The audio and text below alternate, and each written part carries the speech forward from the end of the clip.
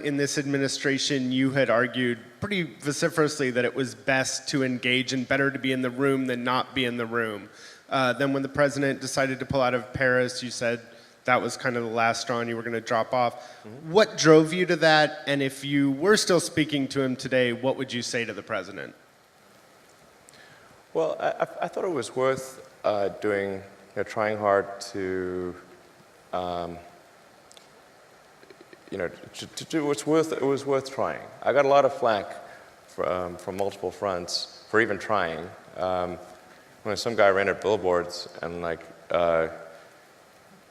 attacking me and full-page ads in the New York Times and whatnot, just for being on the panel, and in every meeting I was just trying to make the arguments in favor of sustainability and sometimes other issues like we need to make sure that our immigration laws are not unkind or unreasonable,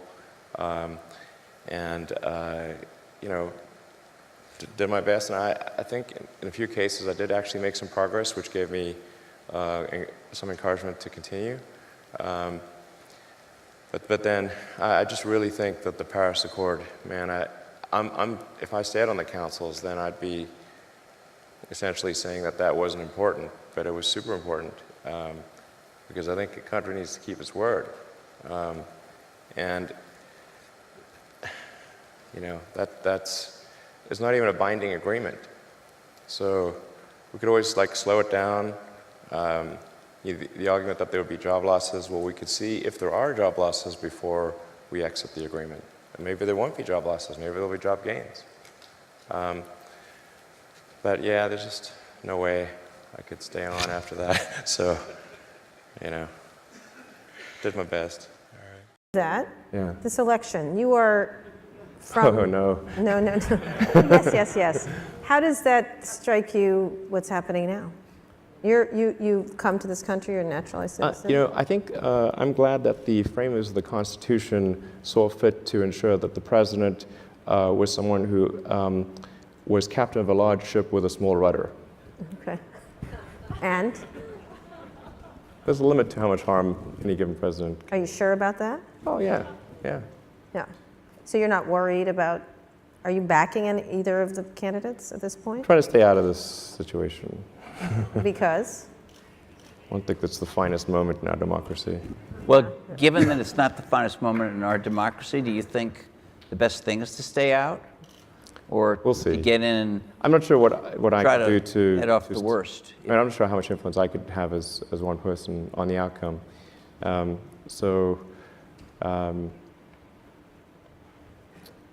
If I think I could make a difference, I would probably do something.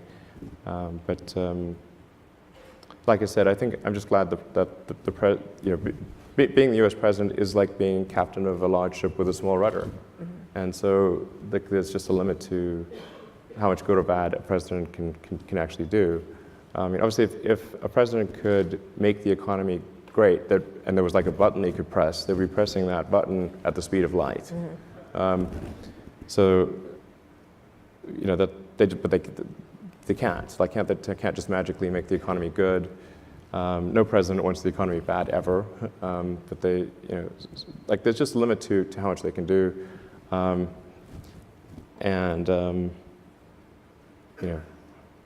guess there is the nuclear thing, which is... Yeah, the nuclear thing.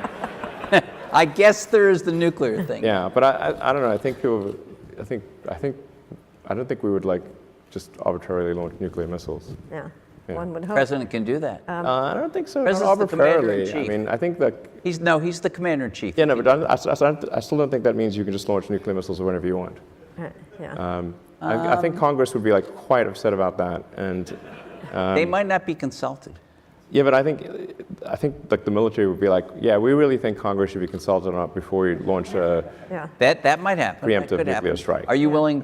you're basing your faith in that, though? I'm quite confident that the military would not just, randomly agree to launching nuclear missiles at somebody.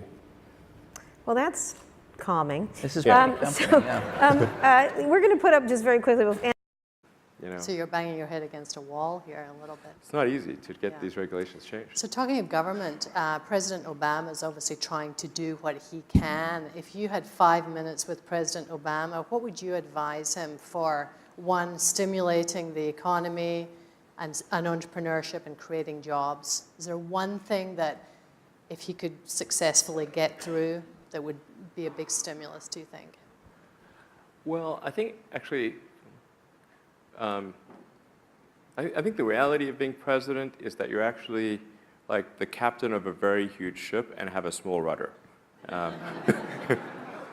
Because obviously, if there was a button that a president could push that said economic prosperity, you'd be like, they're hitting that button real fast. Full steam ahead, You yeah. could measure the speed of light by how fast they press that button, because that's called like the re-election button. So I'm not sure how much a president can really do, but I think I'm generally a fan of like minimal government interference in the economy. Like the government should be kind of like the referee, but not the player. And there shouldn't be too many referees. Right. There is an exception, which is when there's an unpriced externality, such as the CO2 capacity of the oceans and atmosphere. So when you have an unpriced externality, then the normal market mechanisms do not work, and then it's government's role to intervene in a way that's sensible. And the best way to intervene is to assign a proper price to whatever the common good is that's being consumed. And then So you're saying there should be a tax on gas? there should be a tax on carbon. You know, Right. if the bad thing is carbon accumulation in the atmosphere, then there needs to be a tax on that. And then we can, that will, and then you can get rid of all subsidies and everything else. And it seems like logical that you should tax things that are most likely to be bad rather than, you know, like that's why we tax cigarettes and alcohol. Because those are probably bad for you. Certainly cigarettes are.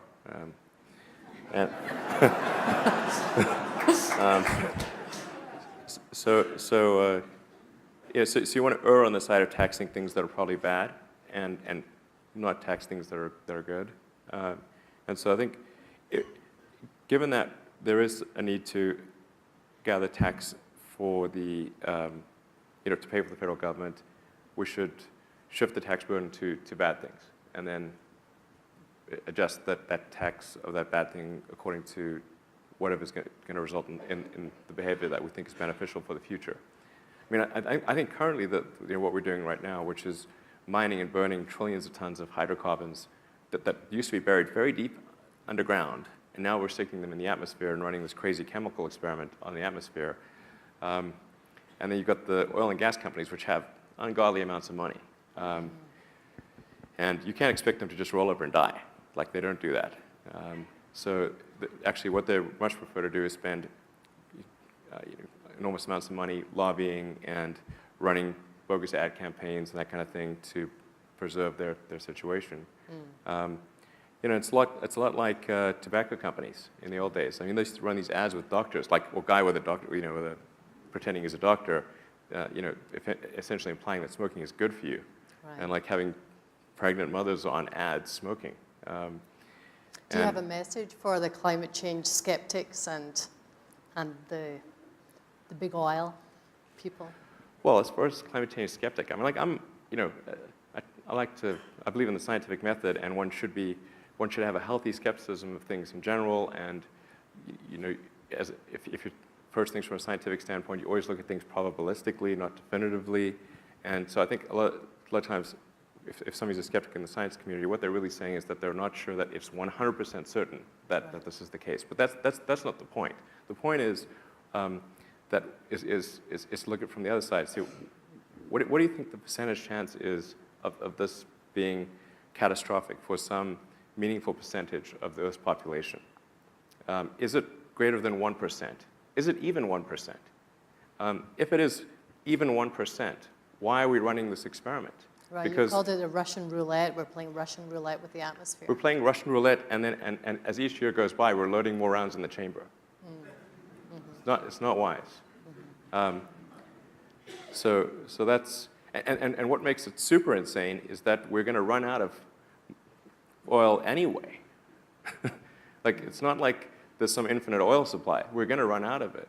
So we know we have to get to a sustainable means of transportation no matter what. So why even run the experiment? Right, It's the world's dumbest experiment. right, yeah.